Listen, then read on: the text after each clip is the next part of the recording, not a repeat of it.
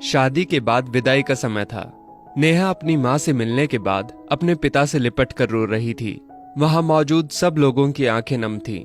नेहा ने घूंघट निकाला हुआ था। वो अपनी छोटी बहन के साथ सजाई गई गाड़ी के नजदीक आ गई थी। दूल्हा अविनाश अपने खास मित्र विकास के साथ बातें कर रहा था। विकास ने कहा, यार अविनाश, सबसे पहले घर पहुंचते ही होटल चलकर बढ़िया खाना खाएंगे। यहाँ तेरे ससुराल में खाने का मजा नहीं आया। तभी पास में खड़ा अविनाश का छोटा भाई राकेश बोला, हाँ यार, पनीर कुछ ठीक नहीं था और रसमलाई में रस ही नहीं था। और वो ही कर जोर जोर से हंसने लगा। अविनाश भी पीछे नहीं रहा। अरे हम लोग होटल चलेंगे, जो खाना है खा लेना। मुझे भी यहाँ खाने में मजा नहीं आया, रोटियां भी गर्म नहीं थी। अपने पति के मुंह से ये शब्द सुनते ही नेहा, जो घूंघट में गाड़ी में बैठने ही जा रही थी, वापस मुड़ी, गाड़ी के दरवाजे को जोर से बंद किया और घूंघट हटाकर अपने पापा के पास पहुंची।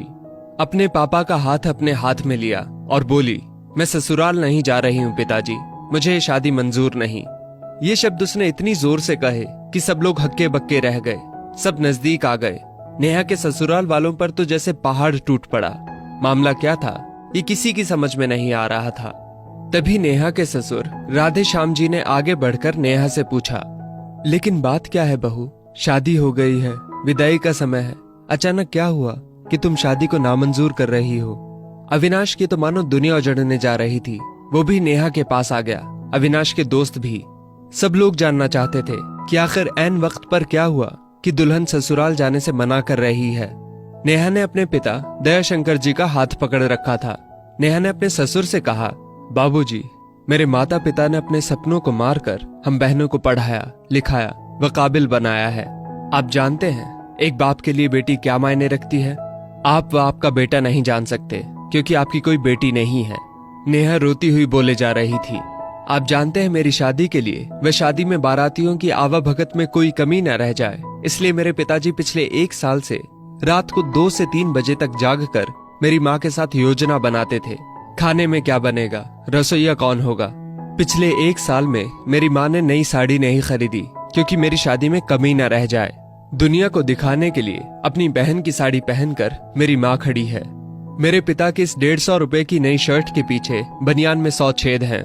मेरे माता पिता ने कितने सपनों को मारा होगा, ना अच्छा खाया ना अच्छा पिया। बस एक ही ख्वाहिश थी कि मेरी शादी में कोई कमी ना रह जाए। आपके पुत्र को रोटी ठंडी लगी, उनके दोस्तों को पनीर में गड़बड़ लगी व मेरे देवर को रसमलाई में रस नहीं मिला। इनका खिलखिलाकर हंसना मेरे पिता के अभिमान को ठेस पहुंचाने के समान है। नेहा हाँफ रही थी। नेहा के पिता ने रोते हुए कहा, लेकिन बेटी, इतनी छोटी सी बात। नेहा ने उनकी बात बीच में ही काटी और बोली, ये छोटी सी बात नहीं है पिताजी। मेरे पति को मेरे पिता की इज्जत नहीं। रोटी क्या आपने बनाई? रसमलाई, पनीर, ये सब केटर्स का काम है। आपने दिल खोलकर वह हैसियत से बढ़कर खर्च किया है। कुछ कमी रही तो वो केटर्स की तरफ से। आप तो अपने दिल का टुकड़ा अपनी गुड़िया रानी को विदा कर रहे हैं। आप कितनी रात रोएंगे क्या मुझे पता नहीं। माँ कभी मेरे बिना घर से बाहर नहीं निकली। कल से वो बाजार अकेली जाएंगी। जा पाएंगी? जो लोग पत्नी या बहू लेने आए हैं वो खाने में कमियां निकाल रहे हैं। मुझ में कोई कमी आपने नहीं रखी। ये बात इनकी समझ में नहीं आई। दयाशंकर जी ने नेहा के सिर पर हाथ फिराया। अरे पगली, बात का बतंगड़ बना रही है। मुझे तुझ पर गर्व है कि तू मेरी बेटी है, लेकिन बेटा, इन्हें माफ कर दे। तुझे मेरी कसम, शांत हो जा। तभी अविनाश ने आकर दयाशंकर जी के हाथ पकड़ लिए। मुझे माफ कर दीजिए बाबूजी, मुझसे गलती हो गई।